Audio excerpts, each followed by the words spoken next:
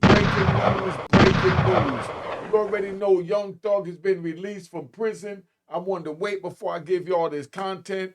Yo, check, right? We're going to go over his sentence and let you know. Would you take 40-year sentence with, you got to do 15 clean, then you can get the other 25 cleared. If you don't do the 15 cleaning, you'll be on parole for 40 years. That's 2 lifetimes. Let's get this party started. If you subscribe, hit the notification bell.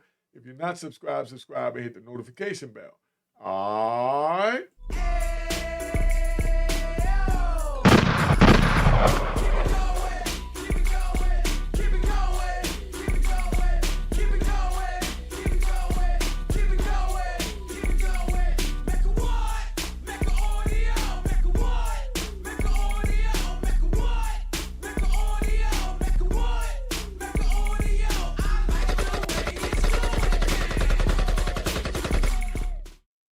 All right, you know what it is. Unique Make Audio, man. We here.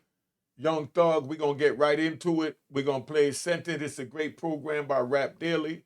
This breaks down his sentence, and we're going to decide if we feel it was a good enough sentence or not. All right. Months behind bars and a courtroom saga that nearly took him down, Young Thug is finally back and breaking his silence. The YSL RICO case had everyone thinking it was over for the Atlanta rap legend. The charges, the evidence, the prosecution's intense pursuit, everything was stacked against him. But against all odds, he's walking free, and he's got something to say. Young Thug promises to change. After spending 2.5 years behind bars in a tough legal fight, Young Thug, real name Jeffrey Williams, has finally walked free. Thug, the Grammy-winning rapper and founder of Young Slime Life, YSL, reached a plea deal in his high-profile RICO case, wrapping up what's been a whirlwind in and out of the courtroom. Now, as he's home and reflecting on what's next, Thug's made it clear he's looking for real change, not just for himself, but for the people around him. Young Thug's release didn't come easy. After a lengthy legal battle, he ultimately pleaded no contest to charges of racketeering, conspiracy, and leading a criminal street gang. Along with that, he faced drug and gun charges. In a twist, the plea didn't come as part of any negotiated deal with the state, which meant that Thug's sentence was left up to the judge. He was facing up to 120 years, but Judge Paige Reese Whitaker granted him time served, putting him on probation for 15 years with a conditional 20-year sentence that'll only kick in if he violates. In his emotional statement to the judge, Young Thug took full responsibility. I take full responsibility for, my crimes or my charges. I want to say sorry to my family, my mom. My mom got 11 kids. I can't say all their names, my managers, my kids that's not here. Really everybody that got something to do with this situation. Thug's lawyer, Brian Steele, revealed that his client accepted the plea despite his advice, saying the unbearable conditions in Cobb County Jail wore him down, and he couldn't bear the thought of waiting any longer. With his newfound freedom, Thug vowed to make good on a promise to See, that's what I'm saying, man. They wear you down in them jails, man. They wear you down. Yo, you can't even imagine what the food is like. You can't imagine what it's like locked in a cell for 23 hours a day, and you know they're trying to give you life in prison. There's nowhere to get out or no way to get out of that cell other than when the trial is over. So imagine what he felt at day 1, and then at day 10, and then at day 100, then at day 500. Let's go, man. Yo, he been on here fighting this case for 2.5 years. He's been locked up. The man is tired. You locked in this little cell and they constantly coming in there taking your stuff, and all you got is the same books to read. And they tell you you got to trade the books out in order to get something else to read to escape from beyond the walls. Now, check out this outfit I'm wearing. This is for my man Big Ock, right? Live your life. You see what I'm saying? This how he rocking. Live your life. Contact me if you're trying to get my man merch, man. It's joint official. I wear this regular. But anyway, let's get back in here to Young Thug, man. stay out of trouble. Just trust in me to just do the right thing and never see you again unless it's at a bar in the future or something. Just out of this type of situation. I promise you I won't ever be in this type of situation again. At 33, Young Thug has learned some hard lessons about fame, trust, and the lifestyle he once led. The Atlanta native spoke openly in court about what he's realized since his arrest. "I know what I bring to the table. I know what I am. I know the heights I've reached. I know the impact I got on people in the community," he told the judge, recognizing the responsibility that comes with his influence. Thug admitted that his past choices weren't always wise, admitting, "I find myself in a lot of stuff because I was just nice or cool. But now," he says, "things are different. I'm a smart guy. I am a good guy. And I really got a good heart, you know," he added, speaking with a determination to stay on the right track. Thug's reflecting on what he's been through, saying he wants to put his family and kids first, step up as a role model, and focus on his music without the lifestyle risks that dragged him into this mess in the first place. Young Thug's out of jail, but he's not out of the woods entirely. His 15-year probation comes with tight restrictions. He's banned from associating with known gang members or anyone connected to the case, although he's allowed to stay in touch with his brother and close friend, fellow rapper Gunna, for work reasons. Thug is also prohibited from using gang-related signs, gestures, or language, a condition aimed at distancing him from any suggestion of gang promotion. A particularly harsh part of his sentence is a ban on living in Atlanta, the city that made him who he is. His father, Jeffrey Williams Sr., took issue with the restriction. "I'm totally against that because this is where he's from," he said. "To see them take a man away from where he's from, to have to go live somewhere else, that's offensive to me." Despite these terms, Thug's committed to making it work and staying out of trouble, realizing that the stakes have never been higher. In his final statement to the court, Thug highlighted his family as one of the driving forces behind his decision to accept the plea and move forward. He told his lawyer he couldn't bear to wait any longer, explaining that his children had already gone through enough and that he needed to be there for them. Thug's father expressed similar thoughts, saying he just wanted to fight to prove his son's innocence, but he respected Thug's choice to get back to his life and family. His father supported him wholeheartedly, saying, "I feel great that he's going home, but at the same token, I still wanted to fight." Now, both men are ready to get back to normal life and let Thug reclaim his place in the rap world. With a sense of purpose and a commitment to staying clean, Thug's looking to dive back into his music and focus on being the best version of himself. Young Thug knows that what he says and does next will make waves, especially for his fans who've been with him through thick and thin. He expressed gratitude to the judge for giving him another shot, calling her the best thing that ever happened to him after she took over the trial from a previous judge. Thug acknowledged his influence, saying, "I know the impact I got on people in the community. It's clear Thug understands he's got a huge following that looks up to him, and he's taking that seriously." Meanwhile, Young Thug's girlfriend, Mariah the scientist, was overjoyed at the news. She shared her excitement, telling the world just how grateful she is. "This is more than what we prayed for. We are so grateful. This is the greatest opportunity we've ever been presented with," Mariah said. Mariah, who's been holding down their relationship while Thug was locked up, was thankful for the fresh start, calling it life-changing for both of them. The couple recently celebrated their 3rd anniversary, and Mariah's relief was clear. "I cannot say it enough. I cannot repay you for this. You have changed our lives, Jeffrey's life and mine." With Young Thug finally home, she's ready for them to move forward without looking back. YSL Woody, a longtime associate of Young Thug, had a different kind of reaction. Woody stirred up controversy throughout the trial with his testimony. He admitted to falsely accusing Thug of crimes back in 2015 to save his own skin, which had some people calling him out. Woody apologized recently, admitting the pain and suffering he caused Thug and his family. "I'll never forgive myself," he said. "I took him through a process that I never should have." When Woody heard the news of Thug's release, he posted a simple "Thank you God" on Instagram. For Woody, it was a moment of relief, but also a reminder of the mistakes he made along the way. Meanwhile, Young Thug's close colleague Nicki Minaj, who's always been a supporter of Young Thug, posted on Instagram stories to share her excitement too. "Welcome home at Thugger Thugger 1, she wrote. "Don't leave again. The PPL needs you. The game missed you. So happy for you, your children, family, and fans." Nicki's song "Anybody" with Thug came up during the trial, so seeing her welcome him home was a big moment for their fans. Kanye West, currently focused on his Drone project, also showed love for Thug's release. He reposted the news to his Instagram stories, sharing in the joy with his fellow artists and fans. Kid Cudi echoed the sentiment, thanking God after hearing the news, while Thug's supporters from all corners of hip-hop were just happy to see him out. Nonetheless, Young Thug's freedom came with a price, and fans have been having a field day with the terms of his probation. The court laid down some heavy restrictions, including a ban on gang-related music and a requirement that he holds 4 anti-gang and anti-gun concerts in Atlanta each year. Even stranger, Thug is banned from living in Atlanta for the first 10 years of his probation, except for big family events like weddings or funerals. When DJ Academics posted the conditions online, the comments blew up. Some fans joked that with all these rules, Thug might as well become a pastor. Others laughed about the idea of Thug going anti-gang, considering he built his entire brand on street culture. But the part about banning him from Atlanta hit fans especially hard, given that it's his his hometown and the place that shaped his career. One fan pointed out that while thugs barred from living in the city, he's still required to perform there 4 times a year. A lot of people felt the restrictions were contradictory, wondering how he's supposed to live his life under such a tight microscope. Others even said the rule forcing him to create anti-gang music messes with his freedom of expression. See, let me break this down. I got caught up in it because it was a good commentary, Rob. Let me break this down, right? In New York, they had a sentence they used to give us called a 1 to 3. Excuse me. They had the 1 to 3 also. But I'm speaking on, they had like a 1 to life, a 3 to life. Could you imagine being on parole from 3 years to life on parole?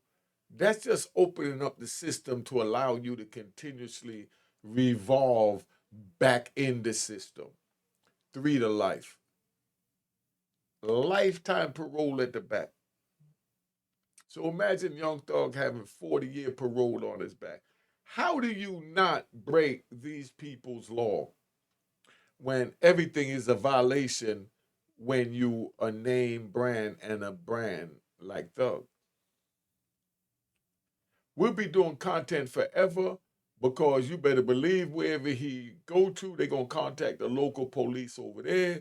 They're going to tell them to watch him. And I want y'all to know that the feds is still watching him and the feds can still charge him.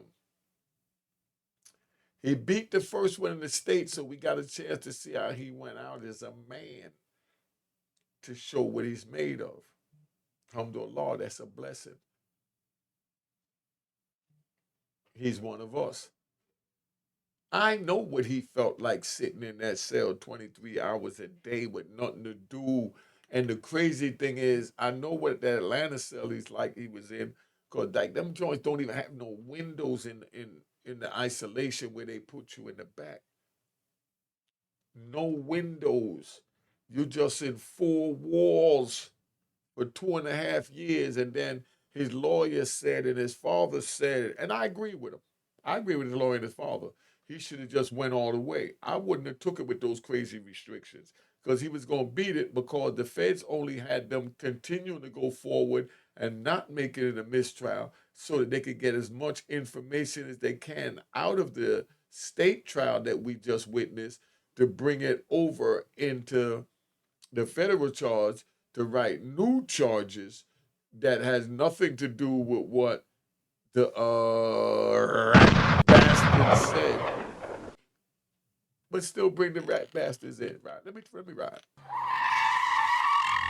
Do you know that everyone that they charged in that indictment that went and testified, from Lil Woody to Monk Tonk, the other guys, I don't know, because they wasn't as exciting, but they still did what they did.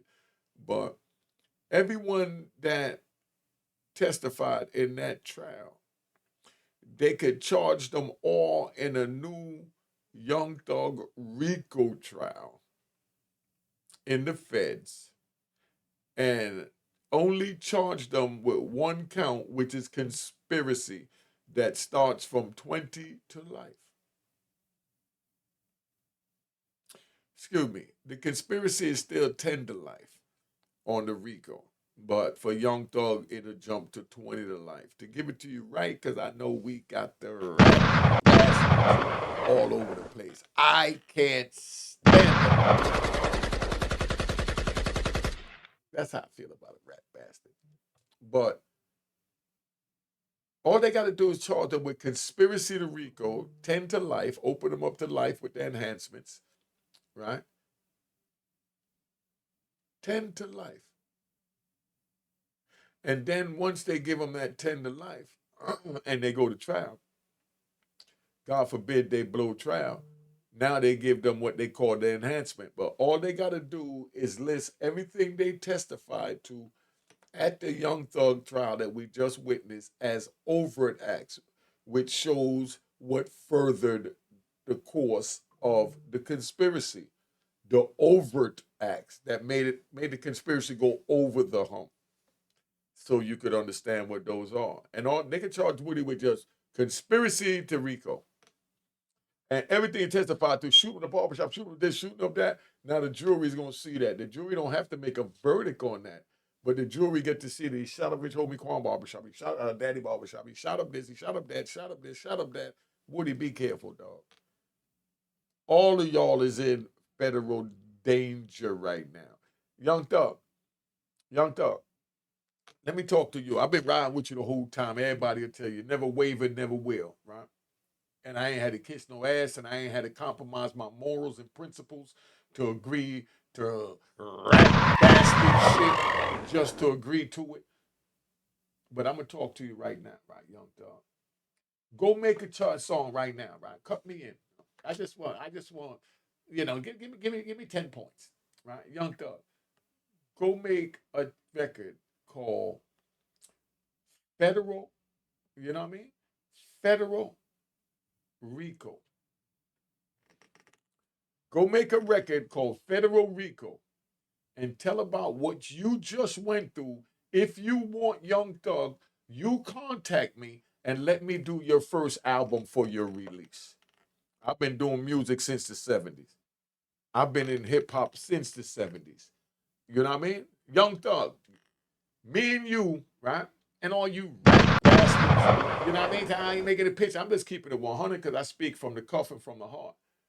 If I was to produce Young Thug's album after going through what Young Thug just went through myself and knowing what he just went through, I could pull all of that out of him that no other producer is going to be able to pull out of him in the studio. And we'll make a joint called Federal RICO. We'll have songs on it, like, you know what I mean? Feds is watching, you know what I mean? Never trust a rat bastard, you know what I mean? We'll put some titles together, you know what I mean? We'll even make some joints, you know what I mean? For the rat bastards. You thug, look at these ideas I'm giving you right off the top. We make a joint, right? And we call it Put Him in the Trunk. Put Him in the Trunk. Yo, y'all think that I'm laughing. I'm dead serious, man. And I already got the lyrics. All I do is tell the story why he belonged in the trunk. Young Thug.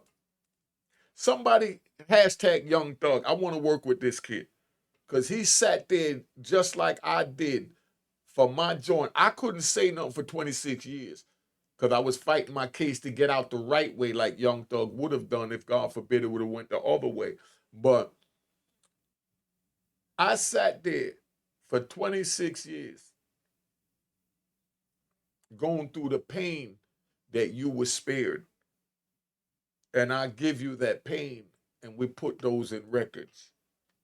And we wake the young people up. You want to wake the young people up. Let me get back to this video because this is a little too deep. The rat bastards don't understand the magic that I can make with this kid from what he just went through. And I say kid because I'm 60. You know what I mean? From what he just went through and what I went through 30 years ago. 32 years to be exact. Let's keep it moving.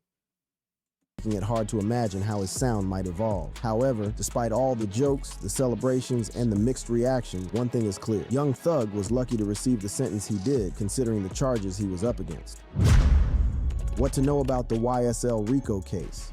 The YSL RICO case against Young Thug, one of Atlanta's biggest rap icons, has rocked the hip-hop world and gripped the streets with its accusations of gang violence, murder, drug distribution, and intimidation. At the heart of the controversy is Young Thug, who the state says is far more than a rap star. Prosecutors allege he's a key player in an organized crime syndicate that uses everything from social media to music videos to flex their power and taunt rivals. Young Slime Life, better known as YSL, has been a name in Atlanta for over a decade, but not just in music. Founded in 2012 by Young Thug, Jeffrey Williams, and other associates, YSL started as a street crew on Cleveland Avenue in Southeast Atlanta. According to the state, YSL didn't stay small time for long. As Young Thug's music career took off, so did YSL's influence on the streets, with claims that it grew into a serious criminal gang affiliated with the Notorious Bloods. Fulton County prosecutors said YSL is more than just a group of friends or a music label. They call it an enterprise, a fully organized operation set on increasing its territory, influence, and resources resources through a pattern of crime. This is where the RICO Act, Racketeer-Influenced and Corrupt Organizations, comes in. Originally designed to take down mob families, Georgia's RICO law is being wielded against Young Thug and 27 others in YSL, accusing them of being involved in a whole range of criminal activities. One of the wildest and most talked about charges against Young Thug involved the 2015 killing of Donovan Thomas Jr., a man the state says was a rival gang member. They allege Thug himself was indirectly involved by renting a car that was used in the drive-by shooting that left Thomas dead and 2 others injured. This murder reportedly sparked off even more violence between YSL and rival gangs, a situation that spiraled into years of tit-for-tat violence on the streets. The state claimed that by orchestrating such a high-profile attack, Thug made it clear that YSL was not to be messed with. Following this, authorities say he continued to support or incite other acts of violence aimed at defending YSL's image or getting back at anyone seen as an enemy. Prosecutors used these incidents to argue that Thug wasn't just talking in his lyrics. He was putting in real work and sending his gang to take care of business. Young Thug's charges didn't stop at violence. In addition to alleged murders and hits, he's also facing accusations of drug trafficking and illegal gun possession. Investigators claimed that YSL, under Thug's command, was making money by dealing drugs and smuggling weapons. Thug was charged with possession of methamphetamine and hydrocodone, as well as firearms he wasn't legally allowed to have. In one incident, Young Thug and fellow YSL rapper Gunna were accused of having stolen guns and distributing methamphetamine and other controlled substances. The state's theory is that YSL was able to finance its operations by selling drugs and using the cash flow to maintain weapons, pay members, and fund their street activities. Through these allegations, prosecutors are saying YSL is as much a criminal business as it is a gang, with Thug allegedly using these proceeds to maintain control. One of the most controversial aspects of this case is how the state used Young Thug's own lyrics, videos, and social media posts against him. In the indictment, authorities pointed to specific lines in his songs where he talked about slime, a term he often uses to refer to YSL, and killing snitches, saying these are references to real gang activities. In tracks like Yub You and Slime,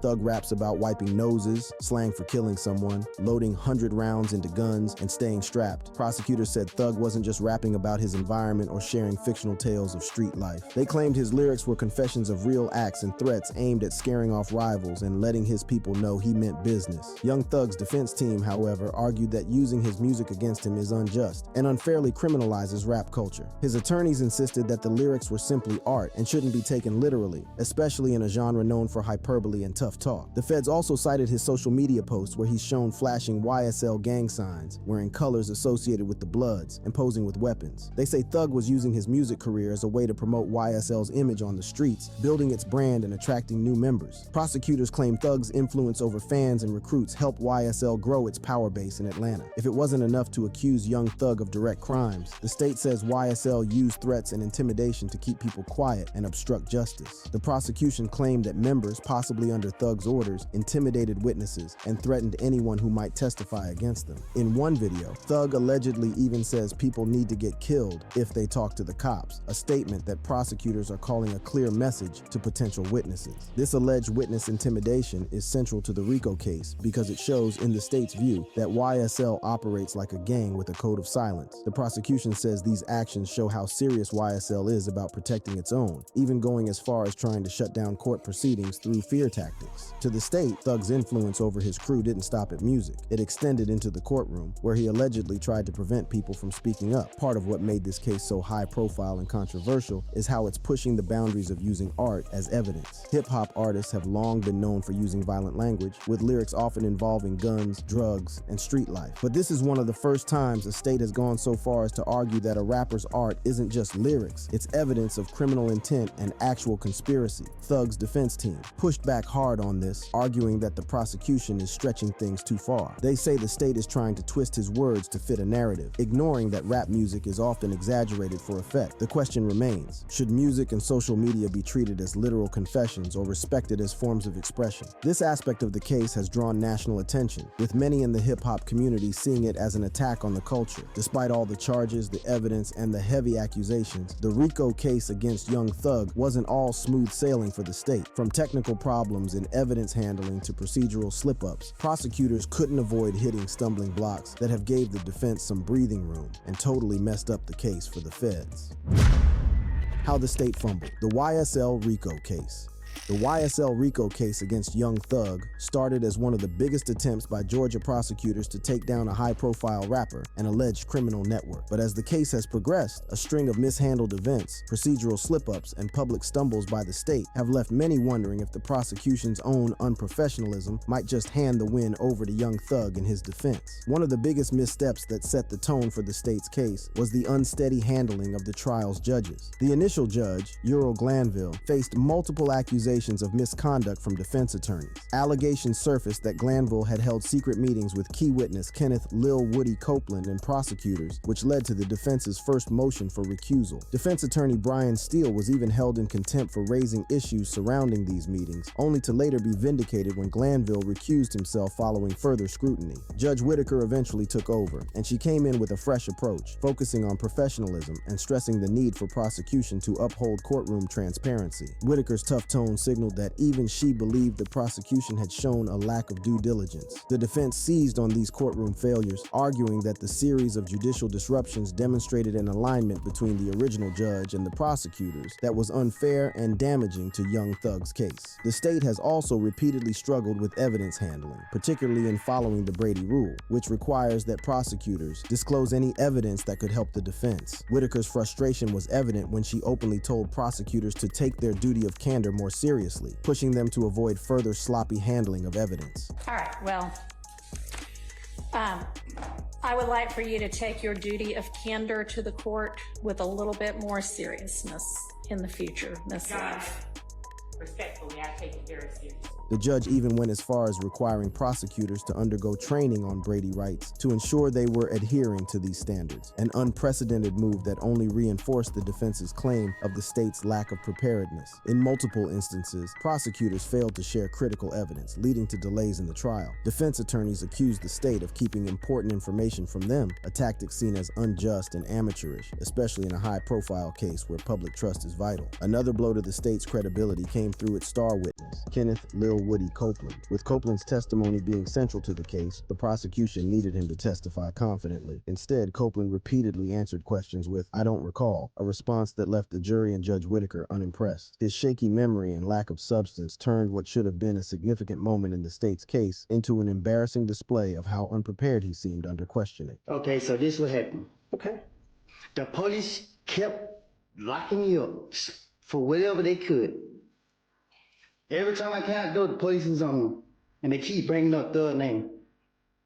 So what I did was, to get them off of me, I said, Thug did this, Thug did that, Thug did, because I knew they would never, I knew he didn't do it. Defense attorneys pounced on this weak testimony, arguing it only underscored the prosecution's lack of solid evidence against Young Thug. Whitaker's demand that the witness restart his testimony after defense objections only highlighted the impression that the state's main source of information was unreliable and damaging to their own case. The prosecution faced another wave of bad press when an investigator on the case was accused of misconduct. Witness A. Bennett testified in court that she had been sexually harassed by investigator Rashid Hamilton. Bennett alleged that Hamilton had overstepped professional boundaries, sending flirtatious text messages and attempting to initiate personal conversations unrelated to the case. Not only was Bennett's accusation against the state official a significant distraction, but it also cast doubt on the professionalism and ethical integrity of the investigation itself. Defense attorneys argued that such misconduct by investigators compromised the credibility of the state's case. This accusation from a witness the prosecution had called to the stand only worsened the perception that the state had lost control of the case's presentation. Prosecutors have heavily relied on social media and lyrics to prove Young Thug's alleged ties to gang activity, but they fumbled in their approach, failing to effectively frame these as evidence without backlash. Young Thug's lyrics and social media posts were intended as proof of his gang affiliation, but many argue that the state's emphasis on his music and online persona unfairly targets his right to artistic expression. Judge Whitaker reprimanded the state, emphasizing that the defense deserved to have every piece of evidence presented properly. She made it clear that unpreparedness and mistakes could easily jeopardize the case. When rapper Slime Life Shawty, a witness for the state, mistakenly read an unredacted hashtag aloud during testimony, it prompted the defense to call for a mistrial. Judge Whitaker scolded prosecutors, questioning their preparedness and hinting at the possibility of a mistrial due to their sloppiness. Insert error into this trial to make y'all ask for a mistrial so that they can try this case again.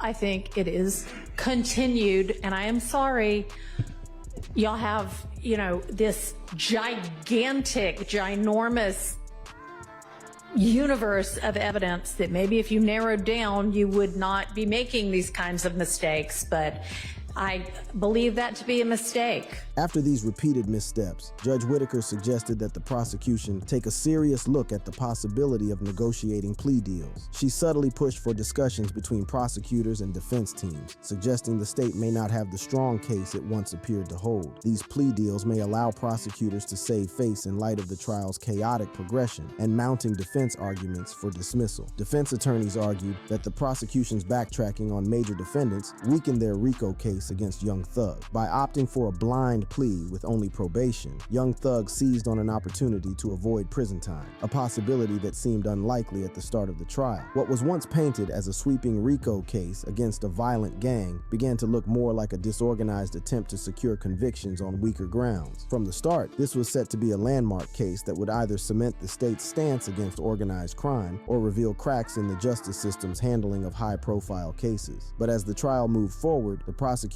lack of professionalism and procedural errors undermined their own case. From missing evidence deadlines to failed witness testimony and ethical missteps by investigators, it became increasingly clear that the state was struggling to hold its ground. The defense capitalized on these mistakes, painting a picture of prosecutors grasping for any way to secure a conviction, including bending procedural rules. Whitaker's stern remarks to the prosecution, her frustration over evidence mishandling, and her call for more plea deals only added to the impression that the state had overestimated its position. For Young Thug, this series of mistakes amounted to a stroke of luck. What began as an attempt to bring him and YSL down on severe charges has turned into a lesson on the importance of professionalism and preparation in the courtroom. The prosecution's lack of both may have handed Young Thug an escape hatch, proving that in the end, they failed to make the case stick. For more content like this, click.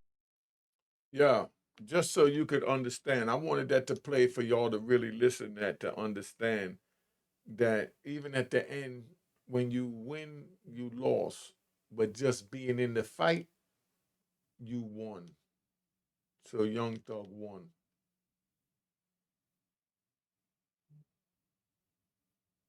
We're at a trying time in our generational life right now, man. I just want y'all to understand, I don't want y'all to wind up in one of these cells behind me.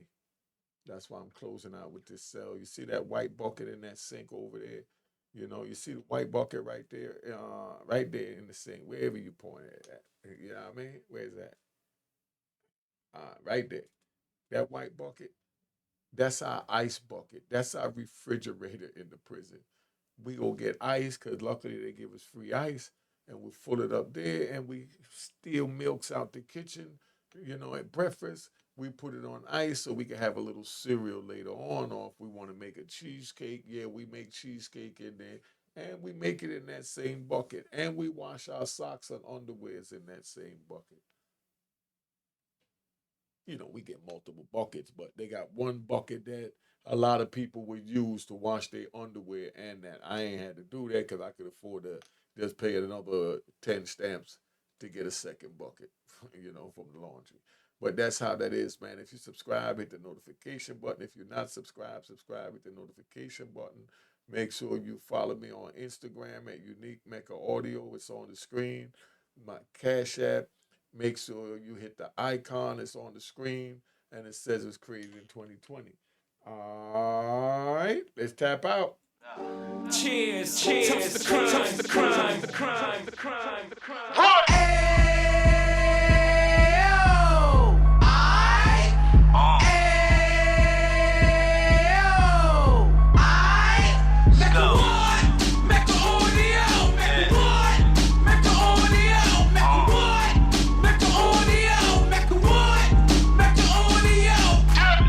Fresh out the can of 26, he back on the strip, getting back in the mix. What he mentions a gift. You stand up 10 toes down, and I suggest you pay attention to this. Take a little gully posse and put it in Harlem. He cut from the bottom, came up from the bottom. Drop the book, you should go and get it. The Instagram page and the YouTube, you could go and visit. Then you could consider yourself LinkedIn. Sit front row and get Jews from a kingpin. How he went through it, so you ain't gotta go do it. To not pay attention would be stupid. Talking about a man that probably put your grandfather on. Probably the reason that him and your grams got along. A man that generated millions on the block, did his time, never squilling to the cops, make an audio.